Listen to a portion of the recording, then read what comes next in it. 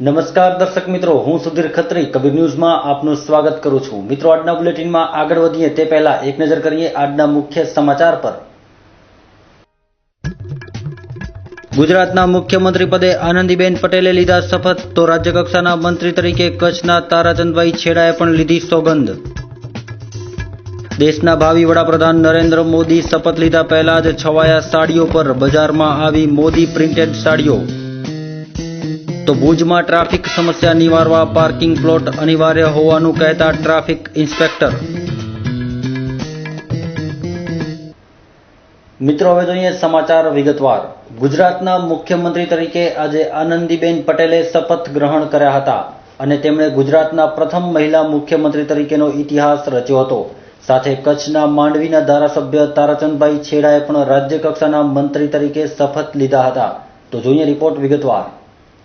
ગુજરાતના 15મા મુખ્યમંત્રી તરીકે આજે આનંદીબેન પટેલે સોગંદ લીધા હતા।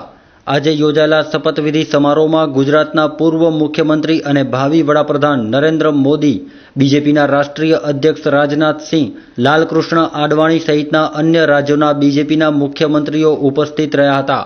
આજે આનંદીબેન પટેલે ગુજરાતના મુખ્યમંત્રી પદે શપથ લઈને પ્રથમ મહિલા મુખ્યમંત્રી તરીકેનો કીર્તિમાન સ્થાપિત કર્યો હતો। તેવામાં એક મહિલા જ્યારે મુખ્યમંત્રી બને છે ત્યારે કચ્છની મહિલાઓએ આ વિરલ ઘટનાને કઈ રીતે મૂલવે છે તે માટે જાણીએ કચ્છ મહિલા કલ્યાણ આશ્રમ સાથે સંકળાયેલા ભાનુબેન પટેલ અને માતૃછાયા સ્કૂલના આચાર્ય લીલાબેન વર્માની વાત। આનંદીબેન મુખ્યમંત્રી બન્યા એટલે અતિશય આનંદ છે કે શિક્ષણ પ્રધાન હતા, એટલે શિક્ષણ પ્રધાન હતા એટલે શિક્ષણ માટે એને બહુ પ્યાર છે ને આપણને શિક્ષણ વધુ ને વધુ આપણા ગુજરાતને મળશે એવી આપણે અપેક્ષા છે અને બેન એકદમ તૈયાર છે, એટલે બેન માટે કોઈ પ્રશ્ન નથી। અતિશય આનંદ આનંદ આનંદ આનંદ છે કે મહિલા પ્રધાન આ ફર્સ્ટ મહિલા છે, એટલે ફર્સ્ટ મહિલા છે એટલે વધારે આનંદ થાય ને કે આ બેનને મહિલાઓ માટે લાગણી છે અને વધારે ને વધારે લાગણી રહેશે, એ મારો અંગત મત છે। ને આ આપણે આ નરેન્દ્રભાઈ મોદી કે આ બેનને ફર્સ્ટ મહિલા પ્રધાન બનાવ્યા છે એટલે નરેન્દ્રભાઈને પણ હું ધન્યવાદ દઉં છું અને બેનને પણ મારા વતીથી ધન્યવાદ દઉં છું। અને આપણી અપેક્ષા છે ગુજરાતના મુખ્યમંત્રી છે નરેન્દ્રભાઈ અતિ સરસ કામ કર્યું હતું, એના અધૂરા કામ નલિનીબેન પૂરા કરશે એવી આપણે આનંદીબેન પૂરા કામ કરશે એવી આપણે અપેક્ષા છે અને એ કરશે। આનંદીબેન ગુજરાતના મુખ્યમંત્રી બન્યા એને માટે ખૂબ હર્ષની લાગણી અને ગૌરવની લાગણી સાથે ધન્યતા અનુભવીએ છીએ, કારણ કે એક શિક્ષક તરીકેની કારકિર્દી શરૂ કર્યા પછી સીએમ પદે પહોંચવું એ કોઈ નાની સૂની વાત નથી। 1982માં જ્યારે હું બીએડ કરતી હતી ત્યારે તેઓ શ્રી મોહિનીબા કન્યા વિદ્યાલયમાં પ્રિન્સિપાલ હતા અને એ સમયે એમની સાથે જે મુલાકાત થઈ હતી એ આજે પણ મારા મનની અંદર એક અમિટ છાપ મૂકી ગઈ છે કે એક શિક્ષક કેવા હોય, એક પ્રિન્સિપાલ કેવા હોય અને સ્કૂલનું હેન્ડલિંગ કેવી રીતે કરી શકાય એ જાણે અજાણે કદાચ એમણે મારામાં એ બીજ રોપ્યું હશે। અને શિક્ષણ મંત્રી તરીકે જ્યારે અમારી માતૃછાયા કન્યા વિદ્યાલય સ્કૂલમાં આવ્યા હતા ત્યારે પણ એમણે જે વાતો કરી હતી એ આજે પણ એક દીવાદાંડી રૂપે અમને પ્રેરણા આપે છે। એ ઉપરાંત અવારનવાર રાષ્ટ્ર સેવિકા સમિતિમાં કે સમન્વય બેઠકમાં જ્યારે એમની સાથે મળવાનું થાય ત્યારે એ ખૂબ પ્રેરણાદાયી વાતો કરે છે। ગુજરાતના મુખ્યમંત્રી પદે નિયુક્ત થયેલા આનંદીબેન પટેલનો કચ્છ સાથે પણ ઘણો ગરોબો રહ્યો છે અને કચ્છના કોઈ પણ પ્રશ્નોમાં તેમણે અંગત રીતે રસ લઈને કામો કર્યા છે તેવી વાત કચ્છ જિલ્લા ભાજપના મીડિયા પ્રવક્તા ઘનશ્યામ ઠક્કરે કરી હતી। સૌથી પહેલાં તો ગુજરાતને પ્રથમ વખત એક મહિલા મુખ્યમંત્રી મળ્યા છે, તેનો વિશેષ આનંદ છે કે ભારતીય જનતા પાર્ટીએ એક મહિલાને મુખ્યમંત્રી પદે બિરાજે બેઠા રહે।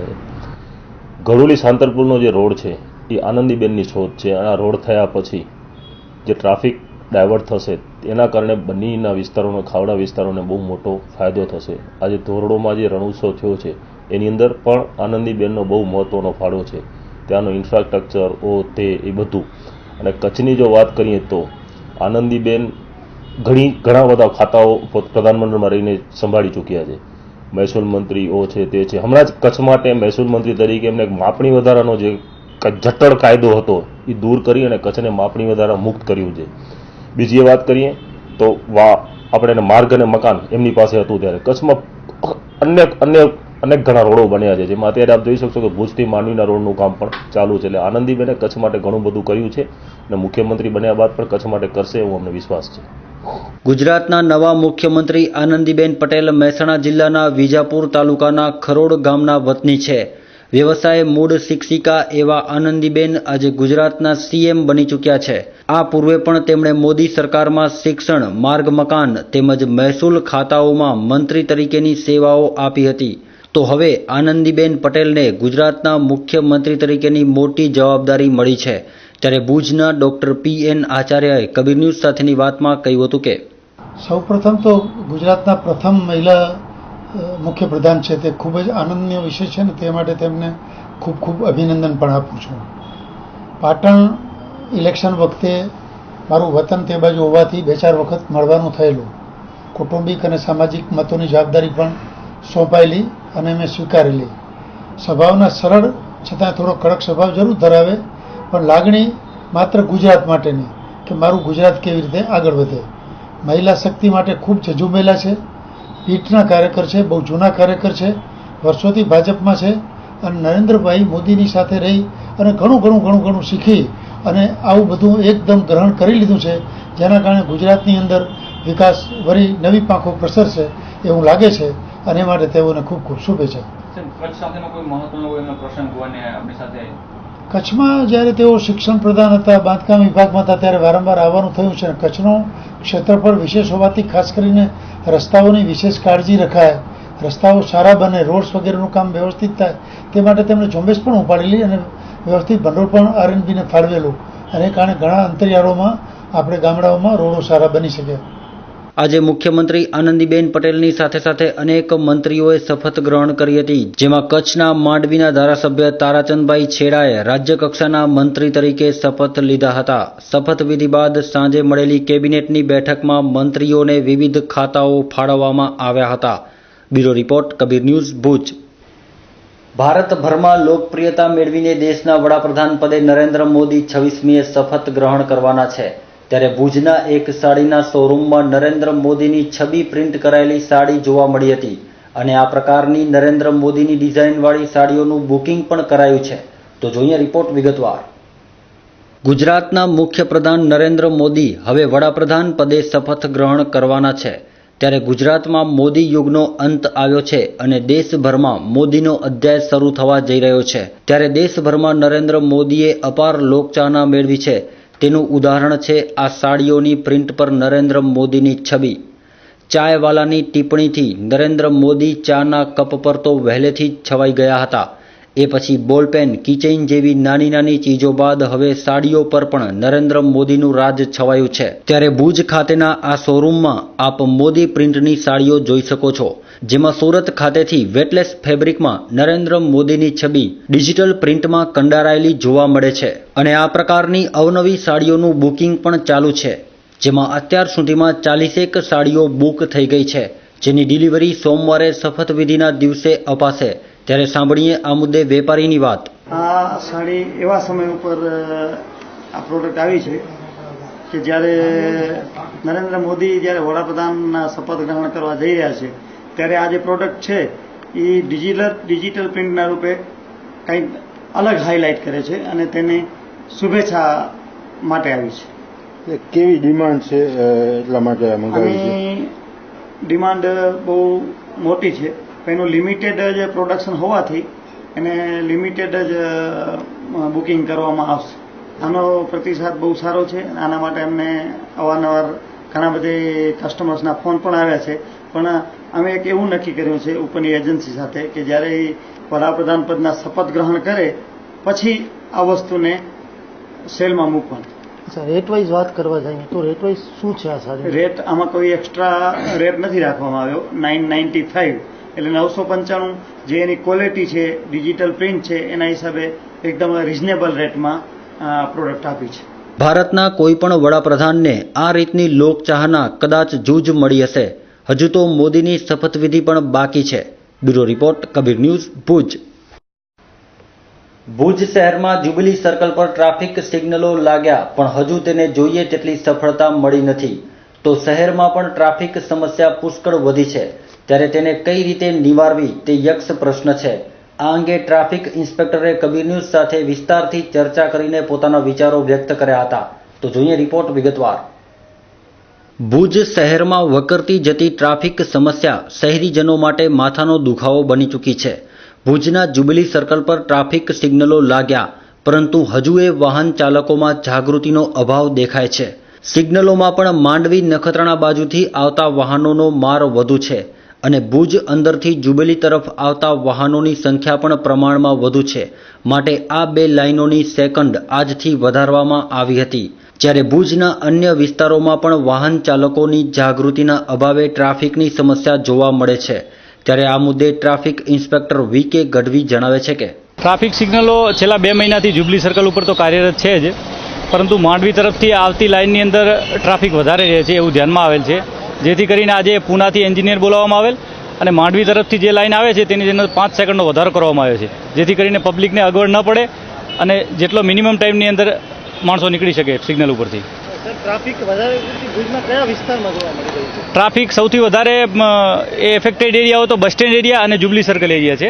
જ્યુબિલી સર્કલ ઉપર સિગ્નલ લાગવાના કારણે ટ્રાફિકમાં ઘટાડો થયેલો છે અને બસ સ્ટેન્ડની અંદર હજી પણ ટ્રાફિકની સમસ્યા છે. અનમ રિંગ રોડ અને બસ સ્ટેન્ડ ઉપર એના ઉપર ટીઆરબીના માણસો મૂકવામાં આવ્યા છે અને અમારો પ્રયત્ન છે કે ટ્રાફિક ઓછો થાય અને પબ્લિકને ઓછી તકલીફ પડે. ટ્રાફિક થવાનું મૂળ કારણ પબ્લિકની બિનજાગૃતતા છે. જે જાગૃત નથી પબ્લિક, કે આડેધડ પાર્કિંગ કરીને જતા રહે છે. દુકાનવાળા હોય તો બાઇક આગળ રાખીને પોતાની દુકાન ચાલુ રાખે છે. કોઈ લારીવાળો હોય, ગલ્લાવાળો હોય તો એની આગળ પણ પાર્કિંગ જ્યાં ત્યાં કરી દેવામાં આવે છે. અને બીજી સૌથી મહત્વની તકલીફ એ છે કે સિટીની અંદર ક્યાંય પાર્કિંગની વ્યવસ્થા નથી. નગરપાલિકા દ્વારા કોઈ પણ જગ્યાએ પાર્કિંગ છે નહીં હાલ પૂરતું સિટીની અંદર. તો એ પાર્કિંગની વ્યવસ્થા કરવામાં આવે તો આનો સોલ્યુશન થઈ શકે તેમ છે. શહેરમાં ટ્રાફિક નિવારણ માટે ભુજમાં પાર્કિંગ પ્લોટની મોટી સમસ્યા છે. ત્યારે ભુજના બસ સ્ટેશન પાસેનું મિડલ સ્કૂલનું ગ્રાઉન્ડ જો ટ્રાફિક પોલીસને પાર્કિંગ માટે ફાળવવામાં આવે તેવી માંગ પણ કરાઈ છે, પરંતુ આ માટે તંત્ર દ્વારા હજુ કોઈ ઠોસ કાર્યવાહી લેવાઈ નથી. આનો હલ અમારી દ્રષ્ટિએ પાર્કિંગ વ્યવસ્થા એ જ હલ છે. જેથી કરીને અત્યારે સિટીની અંદર જે આપણી સ્કૂલ પડી છે મિડલ સ્કૂલ, આ મિડલ સ્કૂલનું જે ગ્રાઉન્ડ છે એ જો પાર્કિંગ માટે ફાળવવામાં આવે તો સિટીની ટ્રાફિક સમસ્યા સંપૂર્ણપણે હલ થઈ શકે તેમ છે. ટ્રાફિક શાળા તરફથી સંપૂર્ણ સહયોગ આપવામાં આવશે. અમે સંપૂર્ણ જવાબદારી સંભાળવા તૈયાર છીએ. જો અમને એટલું ગ્રાઉન્ડ આપવામાં આવે તો સિટીની અંદર કોઈ પણ જગ્યાએ ટ્રાફિક નહીં થાય એ અમારી જવાબદારી છે. ભુજની ટ્રાફિક સમસ્યા દૂર કરવા માટે હવે પાર્કિંગ પ્લોટ હોવા અનિવાર્ય છે. એ પછી પે એન્ડ પાર્કની નીતિથી શરૂ કરાય તો પણ ભલે, પરંતુ આ સમસ્યાથી મુક્તિ પાર્કિંગ પ્લોટ મળશે ત્યારે જ મળી શકશે. Bureau report, Kabir news, Bhuj. ભુજની બકાલી મસ્જિદ ખાતે દાવતે ઇસ્લામિક સંસ્થા દ્વારા હજ પડવા જતા મોમિનોને પ્રશિક્ષણ આપવામાં આવે છે. દર રવિવારે હજ પડવા જતા યાત્રિકોને મક્કા મદીનામાં કઈ રીતે હજ અદા કરવી તેના નીતિ નિયમો શીખવવામાં આવે છે. જોઈએ રિપોર્ટ વિગતવાર. જીવનમાં એક વખત હજ યાત્રા કરવાની આરજુ દરેક મુસલમાન સેવે છે, જેમાં અલ્લાહની દુઆથી ઘણાને હજ કરવાનું નસીબ પણ થાય છે. તેવામાં હજ પડવા જતા હજયાત્રીઓને દાવતે ઇસ્લામિક સંસ્થા દ્વારા હજની તરબીત શીખવવામાં આવે છે. એટલે કે હજની મુબારક સફર પર જતા યાત્રિકોને કઈ કઈ બાબતોનું ધ્યાન રાખવું તેનું પ્રશિક્ષણ અપાય છે, જેમાં હજના અરકાન કેમ કરવા, અહેરામ કેવી રીતે પહેરવી વગેરેની માહિતી આપવામાં આવે છે. આ તાલીમ બકાલી મસ્જિદ ભારતનગર ખાતે અપાય છે અને દર રવિવારે સવારે 10 થી 12 સુધીનું આયોજન ગોઠવવામાં આવ્યું છે. ત્યારે આ મુદ્દે ગુલામભાઈએ કબીર ન્યૂઝ સાથેની વાતમાં વધુ વિગતે કહ્યું હતું કે ખુદાના ફઝલો કરમથી મને ઉમરાનો મોકો નસીબ થયો છે. તો જે ભુજ ખાતે દાઉદી ઇસ્લામી સંસ્થા જે છે, દાવતે ઇસ્લામી, એમના તરફથી જે ટ્રેનિંગ આપવામાં આવે છે, જે ટ્રેનિંગ લેવા માટે હું રવિવારે ગયેલ અને મારા મુસ્લિમ બિરાદરોને અપીલ કરું છું કે જે ભાઈઓ હજ ઉમરાની જિયારત માટે ખુદાએ એમને બોલાવો મોકલેલ છે તો દરેક ભાઈઓએ ત્યાં કને ટ્રેનિંગ લેવી ખાસ જરૂરી છે. ત્યાં કને અહેરામ કેમ બાંધવું, હજના અરકાનો, ઉમરાના અરકાનો, કેવી રીતે તવાફ કરવું, ત્યાં જે જરૂરી એના નિયમો, કેવી કેવી સૂચનાઓ છે જેનું પાલન કરવાનો, ક્યાંથી શું સગવડ મળે, ક્યાં શું તકલીફ છે, એ દરેક વસ્તુનો સચોટ ત્યાં સમજણ આપવામાં આવે છે અને એ લોકો પ્રેક્ટિકલ કરીને બતાવે છે કે અહેરામ કેવી રીતે બાંધવું. તો દરેક ભાઈઓને હું વિનંતી કરું છું કે આ બારામાં તમે અચૂક દર રવિવારે 9:30થી કરી અને 12 સુધીનો એમનો 9 થી 12નો ટાઈમ છે. તો 9 થી 12 દરમિયાન ગમે ત્યારે દર રવિવારે આ કાર્યક્રમ જ્યાં સુધી યાત્રાળુઓ આવ્યા કરે છે ને જ્યાં સુધી આ હજ ઉમરાની ટૂરો ચાલુ છે ત્યાં સુધી આ અવિરત ચાલુ રહે છે. તો આ ટ્રેનિંગનો લાભ લેવા વિનંતી. આમ અહીં આપવામાં આવતી તાલીમ હજયાત્રીઓ માટે મહત્વની બની રહે છે અને તેઓ જ્યારે હજ પઢવા માટે જાય છે ત્યારે તેમને કોઈ મુશ્કેલીઓનો સામનો પણ કરવો પડતો નથી. Bureau report, Kabir news, Bhuj. તો દર્શક મિત્રો, આ હતા આજના ટીવી સમાચાર. આપ પણ આપની સમસ્યા, ફરિયાદ કે રજૂઆત અમને મોકલી શકો છો. અમે જરૂરથી વાચ આપવા પ્રયત્ન કરીશું, પણ એ માટે અમારું સરનામું નોંધી લેશો. કબીર ન્યૂઝ, 3જા માળે, Shrihari commercial, new mint road, Mahadev gate પાસે, ભુજ, કચ્છ.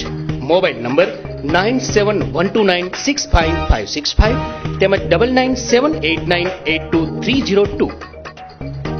તો દર્શક મિત્રો, આજે બસ આટલું જ. આવતીકાલે ફરી મળીશું આ જ સમય, આ જ ચેનલ પર અને આ જ માધ્યમ દ્વારા. ત્યાં સુધી રજા આપશો. નમસ્કાર.